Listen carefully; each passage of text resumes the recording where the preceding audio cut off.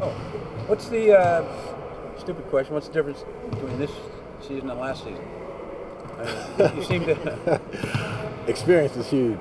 Yeah. And just being more comfortable playing with guys on the court. We've had a year together, a year to kind of grow as a team, and it's a lot easier playing with guys that you know. These guys are all terrible guys to hang out with, right? Yeah, the worst. I mean, when you spend, every moment with these guys, on and off the court, even when you don't have to, it makes for tough times. Obviously, it's your only NBA team, but guys who have been around say that this is a pretty good group.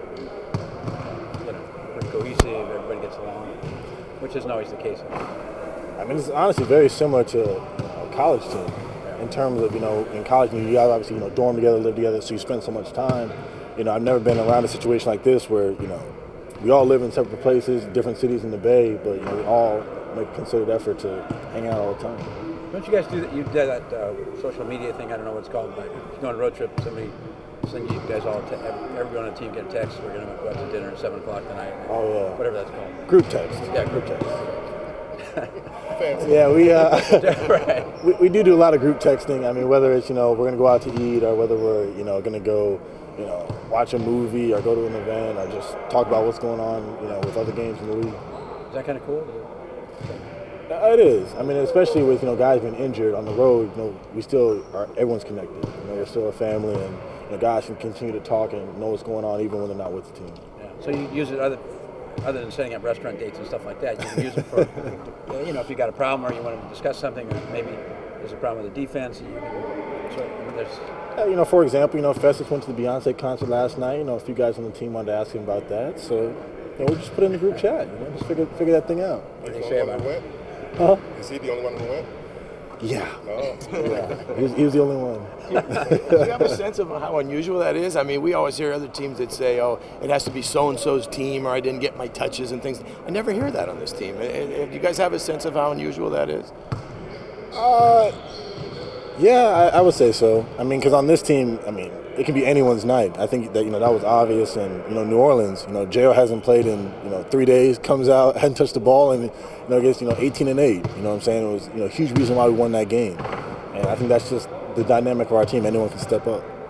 No team ever likes to talk about who's not here, but are you guys looking forward to the day when you can say, "My goodness, everybody's actually healthy and all the pieces are in place that we thought we had at the beginning of the year"? Man, we went from one of the deepest teams in the beginning of the year to down about 6-7 guys right now. But I think it'll be good. Once we get everyone back, and hopefully that's sooner than later. And you're a team with two great shooters like Steph and Clay. Does that kind of inspire you or intimidate you, or is that to have to kind of practice and go against guys like that? No, that's great. I mean, especially when we have shooting contests during practice. Sometimes different guys will win. I know Draymond's beaten Steph a couple times. It's just it makes it more fun, especially playing with guys as humble as they are. What is it about his shot that's so effective? If you had to break it down.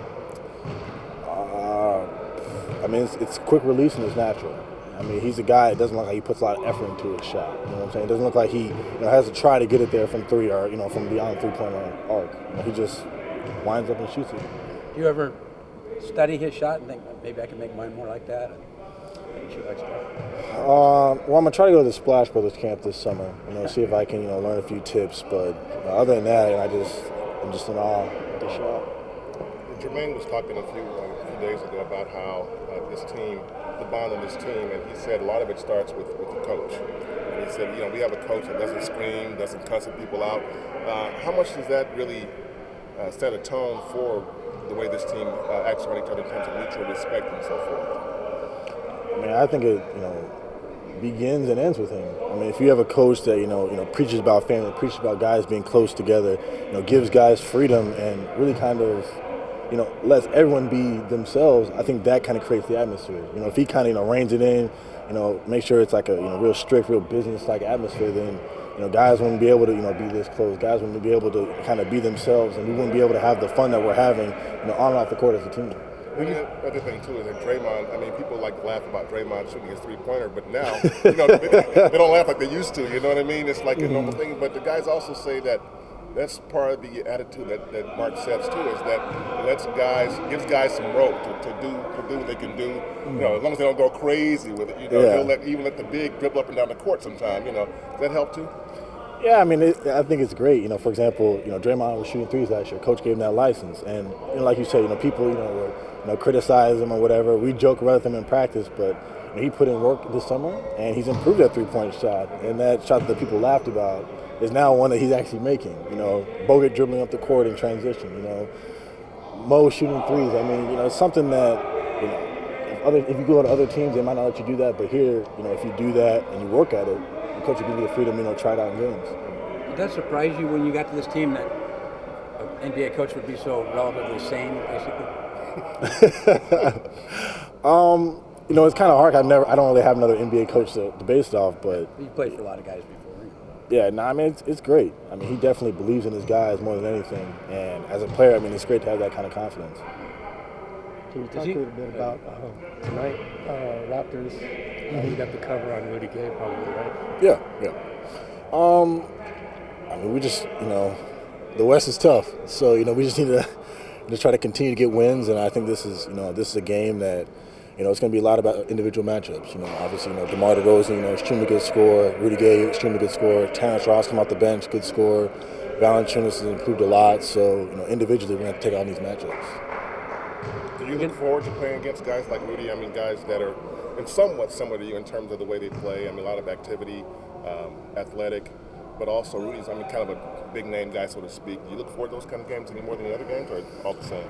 Nah, this is definitely a big game. Just because I remember last year I played him the second game of the season in Memphis, and he just crushed me. You know what I'm saying? I mean, it was ugly, and the coaches never ceased to remind me about that game. When he went backdoor, dunked on Bogut, put me in the post, all that kind of stuff. So, you know, it's always good to, you know, continue to play against guys, you know, that are, you know, top of your position, and just kind of see, you know, where you've grown as a player. Talking about when you're talking about Jackson and stuff on the road, let's say you guys go out to dinner or whatever. Are the coaches included in that? It's a dumb question, but sometimes one or two or three of the coaches drop in, or is it pretty much, you know, the players separate from the coaches? It depends. Usually, you know, the players go out to eat and the coaches all go out to eat together. I mean, there's some times where, like, you know, if we're in San Antonio and we go eat at, you know, Ruth Chris, you know, we may see, you know, the coach is sitting right next to us. It's sometimes like that, but for the most part, it's mostly just team.